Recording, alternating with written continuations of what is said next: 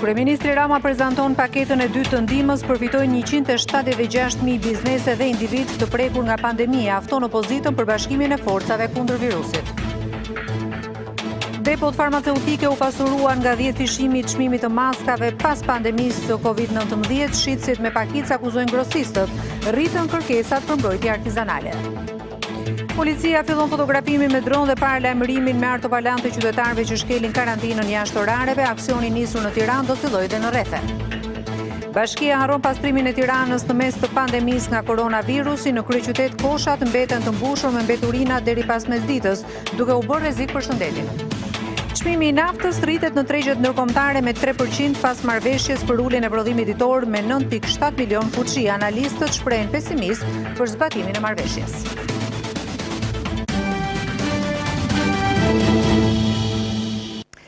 Të nderuar televizionistë, mirëmbrëma, ju përshëndes nga edicioni qendror i lajmeve në radio televizionin Ora. Do të dalim të dëmtuar, por jo të shkatruar nga kjo situatë.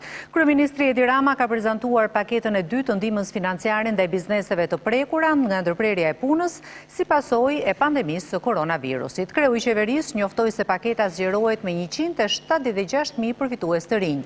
Biznese dhe individ që do të përfitojnë 400.000 lekë deri në fund të muajit, ndërsa ftoi edhe opozitën që të bëhet pjesë e përballimit të kësaj situate që po kalon vendi. Përmbledh disa kategori, siç thash, përkatësisht 10.000 punonjës në sektorin e turizmit, 66.000 punonjës që janë larguar, pezulluar nga biznesi i madh, pra çdo biznes mbi 14 milion lekë të reja xhiro në vit, biznese që u mbyllën apo janë reduktuar ndjeshëm në aktivitetin e tyre, si dhe 100.000 punonjës në bizneset e vogla, të cilët kanë punuar, por kanë punuar me xhiro minimale për shkak të goditjes indirekte nga mbyllja e përgjithshme dhe nuk përfituan nga paketa e parë. Dhe çdo individi në këtë kategori do t'i japim 400.000 lekë ose $400 drejt për drejt. Po kështu për punonjësit që e kanë humbur punën në bizneset private, 66.000 individ, do të vënë në dispozicion $26.400.000 ose 2.64 miliard lekë, dhe edhe ata do të marrin 400.000 lekë direkt. Jemi të vetëdijshëm për goditjen që ka marrë turizmi, për turizm, industrinë fason dhe për gjitha bizneset prodhuese, paketa e zgjeruar ka një instrument të ri financiar që do të krijojë kapital qarkullues të konsiderueshëm për sektorët. Janë edhe 10.000 punonjës në sektorin e turizmit që dhe ata do të marrin 400.000 lekë. Prej kësaj të hënë, qytetarët do të kenë 90 minuta kohë për të kryer të gjitha pazaret dhe shërbimet e domosdoshme, por tregtarët e konsiderojnë zgjatjen e orarit si një vendim të gabuar për ta, pasi ekspozon më shumë ndaj virusit, ndërsa blerësit sipas tyre do të jenë të njëjtë. Prej kësaj të hënë, aktivitetet tregëtare, lëvizja e qytetarëve dhe automjeteve do të jenë të lejuara nga ora 5 deri në 17:30. Por gjithsesi qytetarët do të duhet të pajisen sërish me leje dalje për vetëm 90 minuta gjatë ditës. Një nga aktivitetet tregëtare që do të jenë të hapura gjatë kësaj fashe orari janë edhe tregjet e frutaperimeve, por për tregëtarët kjo mas nuk është në favorin e tyre, pasi ndjen edhe më të kërcënuar nga koronavirusi. Neve kemi pas atë orar dhe s'kemi pas punë. Njerëzit po njësoj do vinë. Nuk e din, më shumë orë, më shumë rrezik për neve. Pak gjatë mos të gjastë, e ora po 2, jo më shumë. Se e njëjta punë është. Si deri në darkë, si deri një si ishte. Mi deri në 3 mendimim do ishte më mirë. Mendimim. Pastorollat e më shumë njerëzit. Por ndryshe e vlerësojnë këtë mas qytetarët, të cilët deklarojnë se tashmë kanë më shumë kohë për të kryer pazaret dhe shërbimet e tyre. Po pak nga orar zyrtar, deri në 5-6 km për herë, nuk është në rregull, nuk është prish një gjatë, nuk da prish. Sigurisht që është më mirë, sepse është 1 orë e gjys. Nëse ishte 1 orë më parë, nuk kishim mundësi të bënim shumë gjëra. Të hapura gjatë kësaj fashe orari do të jenë edhe subjektet e tregëtimit të produkteve ushqimore, farmacit, bankat dhe furrat e bukës. Sipas këtij vendimi të Ministrisë së Shëndetësisë, duke filluar nga e premtja pasdite, të shtunën dhe të dielën, nuk do të lejohet asnjë aktivitet dhe lëvizje në zonat urbane. Tregtarët të cilët punonin në të zezë po përballen me vështirësi të shumta ekonomike pasi kanë mbetur jashtë skemës së ndihmës së shtetit. Deri pak muaj më parë, ata e siguronin jetesën duke shitur në rrugë, ndërsa sot nuk kanë me se të ushqen, ndaj dhe apelojnë për ndihmë nga shteti. Të vetpunësuarit që siguronin ushqimin me bizneset e tyre në të zezë ndodhen në vështërsi pas situatës së krijuar nga koronavirusi. I tillë është edhe rasti i Iliri Kullarit, e cila më parë ushqej duke shitur rroba të përdorura, por sot tashmë ajo nuk ka se me çfarë të ushqehet. Në zezë o biri, në zezë, me jetu. Unë mbyll puna, unë mbyllëm gjithë. Ku hamë? Mire ka, rrimrena, thot. Po ku dahan jetimet, ku dahan bukë, qëraja për pagur, po. Shko këtë dyqani pytë se sa borgje kam. Ja, kështu, s'mjapin mo. 54 vjeçaria tregon se ajo dhe familja e saj nuk din se ku të drejtohen për ndihmë, pasi nga shteti nuk janë përfshirë në skemën e ndihmës ekonomike. Nuk po kërkojmë gjo me na bo shtëpia, se e dim që s'ka mundësi me na bo. Hamam bukë me hangë, po ndajnë gjithë të ndihma neve s'ma ka kush me na thonë një herë. Apeli i saj është që shteti ta kthejë vëmendjen edhe nga kjo stres, të paktën deri në normalizimin e situatës. Nuk kërkojmë bukë, ushqime, se po ka plot, mos kishta hajde dhe. Shumë të moshuar apo persona të sëmur po respektojnë masat kufizuese për parandalimin e koronavirusit, edhe pse kjo po u kushton me shëndetin e tyre. Një nga këto raste është edhe ai Agim Kurtit, i cili ka mbetur pa ilaçe në kushtet e ndalimit të lëvizjes. Ai bën thirrje që ta ndihmojnë pasi nuk mjekohet për një javë. Ky person thotë se ka telefonuar në numrin e vënë në dispozicion nga qeveria, por deri tani nuk ka marrë asnjë zgjidhje. Ky është Agim Kurti, 62 vjeç, i cili prej 4 vitesh ka mbetur i paralizuar. Jeta e tij është vështirësuar së tepërmi për shkak se kempi është e vetmja e ardhur financiare, ndërsa nuk ka asnjë person që të kujdeset për të. Më parë ndihmonin djemt, por në situatën epidemiologjike edhe ato kanë mbetur pa punë. Me 170.000 lekë nuk dali. Ku i keni fëmijët, zotri? Kam një ashtë në Itali. Ato janë të izoluar, nuk të lëvizin. Nuk kanë gjitha asë dhe mundësia. Edhe që janë edhe pa letra, nuk kanë punë të sabër. Thot se masat e shtetërrethimit i ka respektuar, por ka mbetur pa ilaçe. I keni respektuar masat? Gjitha.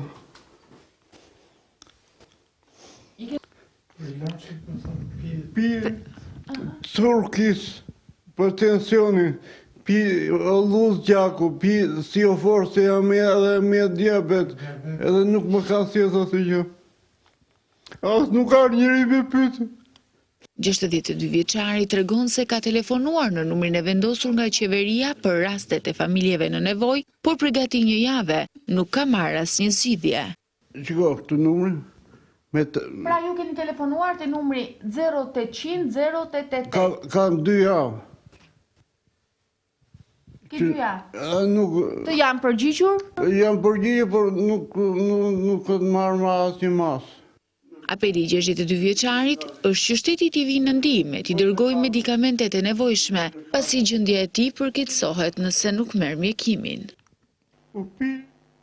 Në një kohë kur maskat shiten me 1.500 lekë të ri në farmaci për shkak të kërkesës së lartë, rroba qepsit po përballen me kërkesë të shtuar për maska artizanale, kryesisht nga gratë. Ato shprehen se një maskë e tillë kushton 100 lekë, ndërsa fitimi që kanë shërben vetëm për të siguruar bukën e gojës. Megjithatë, mjekët thonë se maskat artizanale janë të pacertifikuara në lidhje me nivelin e mbrojtjes nga koronavirusi. Para pandemisë së koronavirusit, kjo maskë thjesht mjekësore shitej me 10 lekë në të gjitha farmacitë e vendit. Sot, në mes të infeksionit që ka përfshirë Shqipërinë dhe mbar botën, në rastin më të mirë një artikull i tillë farmaceutik kushton 200 lekë. Por rritja e kërkesës për të gjitha llojet e maskave ka bërë që ato me valvul të kapin shifrën e 1.500 lekëve. Jashtë kamerave, farmacistët thonë se grosistët janë ata që kanë përfituar më së shumti nga çmimi stratosferik, me të cilin e kanë shpërndar furnizimin në pikat e shitjes. Zgjidhja për të gjithë ata që nuk I përballojnë dot këto çmime është gjetur tek rroba qepsit, të cilët I shesin maskat e bëra vet me 100 lekë copën. Në fillim më kanë kërkuar maska me nap, me copë nap. Bëra disa. Pastaj mora material tjetër, ky është material tip filtr është I posaçëm për maska, llogaris masin e palosjeve, 3 palosjeve, I pres, I qep, pastaj I bëj syzatorin, edhe I filloj formoj palat. Pasi formoj palat, I qep, edhe I vendos plastikun, edhe maska është gati. Fitimet për ta janë minimale, ndaj thonë se punojnë vetëm për të mbajtur frymën gjallë. Është maska absolutisht nuk bën, kjo është një tip shtese. Njerëzit mendojnë ushqimin të parin pastaj veshjet. Klientët më të rregullta janë gratë, kryesisht ato të moshës së mesme. Meshkujt përdorin më shumë zezat, kurse te femrat janë të bardha dhe grit. Po nëse flasim për kërkesë për maska, kush kërkon më shumë? Më shumë janë femrat. Po grup mosha? Grup mosha është mosha e mesme, më tepër. Mosha diku ke 40 e lartë, do me thënë. Edhe moshat e treta jo, nuk para ka moshat e treta. Nga ana tjetër, institucionet shëndetësore thonë se maskat efikase janë ato që mbahen nga mjekët, por theksojnë se çdo lloj materiali që përdoret si barrierë për virusin mund të mbrojë sadopak nga infeksioni. Angazhimi I ushtrisë dhe policisë për ruajtjen e distancës mes qytetarëve në kuadër të masave kundër koronavirusit ka dhënë rezultate në mënyrë të pjetshme pasi brenda njësive tregtare distancimi social nuk respektohet. Ambientet e brendshme të marketeve janë të pamjaftueshme, por edhe zona e kryerjes së pagesave nuk ofron mundësi për ruajtje të distancës mes punonjësit darkës. Policia dhe ushtria kanë vërshuar në rrugë për të siguruar distancim fizik të qytetarëve në subjektet private të cilat ofrojnë shërbim, por situata brenda njësive të tregtimit është krejt tjetër. Jashtë supermarketeve distanca respektohet edhe kur policia nuk është e pranishme, por sapo hyn brenda, blerësit nuk kanë zgjidhje tjetër veç se të rrinë pranë njëri tjetrit, edhe për shkak të ambienteve të pamjaftueshme që nuk janë përshtatur për të ruajtur distancën. Urdhrat e reja të qeverisë parashikojnë vendosjen e xhelit dezinfektues në hyrje të subjekteve, por kjo mas nuk respektohet. Më problematike situata bëhet kur vjen momenti I pagesës, pasi distanca me punonjësin e kasës dhe me blerësit mes njëri tjetrit nuk arrin më shumë se në 50 centimetra. Policia e shtetit do të dokumentojë me foto çdo rast të shkeljes orareve të karantinës nga qytetarët. Nga dita e hënë në Tiranë, policia ka angazhuar 50 dronë, të cilët fotografojnë shkeljet e orareve të lëvizjes. Ministri I Brendshëm tha se pas Tiranës pajisjet do të përdoren edhe në rrethet të tjera. Ndërkohë, gjatë 24 orëve të fundit, policia ka gjobitur 253 këmsorë dhe 16 drejtues mjetesh, të cilët kanë lëvizur pa leje dhe në oraret e ndaluara. Ky dron është pajisja më e re që është vënë në dispozicion të policisë së shtetit për të evidentuar të gjithë qytetarët që thyen rregullat e shtetërrethimit. Duke nisur nga kjo javë që përkon me nisjen e liberalizimit të masave kundër koronavirusit, policia e Tiranës do të veprojë në terren me të paktën 50 dronë për identifikimin e personave që thyen karantinën apo orarin e ndalim qarkullimit. Pajisjet kanë aftësi të identifikojnë në distancë, taraca apo rrugica, qytetarë që tentojnë të shmangen patrullave të policisë në oraret e ndalim qarkullimit. Me anë të një sistemi audio, dronët paralajmërojnë qytetarët që duhet të mbajnë distancën dhe në rast se konstatohen shkelje u kërkohet të ndalojnë për të pritur kontaktin me punojësin e policisë. Ju lutemi, respektoni rregullat e sigurisë në situatën e COVID-19. Ruani veten dhe të tjerët. Pas këtij sinjalizimi me sistemin audio, ndërhyn agjentët në terren për të ndaluar shkelësit. Dronët mund të përdoren në kushte errësire pasi kanë drejtues, madje edhe kamera termike. Janë futur dhe një sasi e caktuar dronesh inteligjent, të cilat mundsojnë identifikim të personave që shkelin, mundsojnë ndjekjen automatike të tyre dhe mundsojnë që policia të bëjë edhe ekzekutimin e masave të caktuara. Lesha ju shpreh se policia ka materialet e nevojshme mbrojtëse të cilat u janë shpërndar efektiveve që janë në kontakt me qytetarët gjatë kësaj periudhe. Janë të gjitha kapacitetet në dispozicion, punonjësit e policisë kanë të gjithë masat mbrojtëse. Gjatë 24 orëve të fundit, policia ka gjobitur 253 këmbësor, të cilët janë kapur duke lëvizur pa arsye në thyerje të orareve ose pa lej. Policia rrugore ka ndëshkuar 16 drejtues mjetesh që kanë lëvizur pa lej, duke u hequr patentën dhe bllokuar automjetin. Pavarësisht të thirrjeve për të forcuar higjienën në këto ditë pandemie si një masë për parandalimin e përhapjes së Covid-19, kryeqyteti vijon të jetë i mbushur me plehra. Edhe të hënën kazanët e metjeve ishin plot, duke u kthyer në rrezik të shtuar për përhapjen e sëmundjeve. Edhe këtë të hënë, kryeqyteti është zgjuar i pushtuar nga mbeturinat. Bashkia e Tiranës vazhdon të qëndrojë indiferente dhe të mos marrë asnjë masë për ruajtjen e higjienës.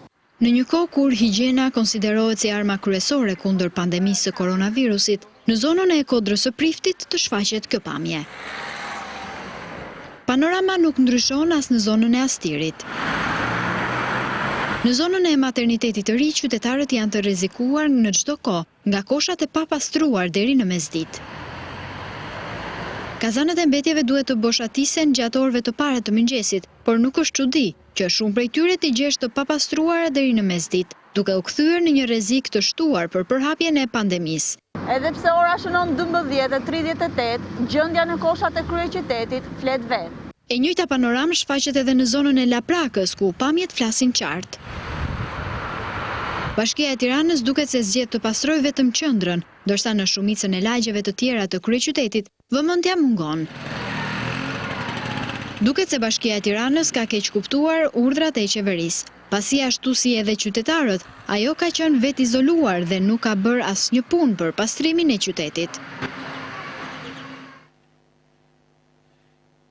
Shkodra dhe Tirana mbeten vatrat më të nxehta sa i përket infektimit nga koronavirusi. Në 24 orët e fundit janë shënuar 21 raste të reja, 13 prej tyre në Shkodër dhe 6 në Tiranë. Në 24 orët e fundit janë testuar 193 persona të dyshuar, ku përfshihet edhe një antar i personelit shëndetësor si dhe 2 fëmijë asimptomatik. Numri totali të prekurve në Shqipëri ka shkuar në 467 persona, ndërkohë që deri tani 23 qytetarë kanë humbur jetën pasi nuk kanë arritur të mbijetojnë infeksionit. Ministria e Shëndetësisë njoftoi se në 2 spitalet Covid, tek infektivi dhe sanatoriumi, aktualisht janë 7 pacientë që mbahen me frymëmarrje të drejtuara.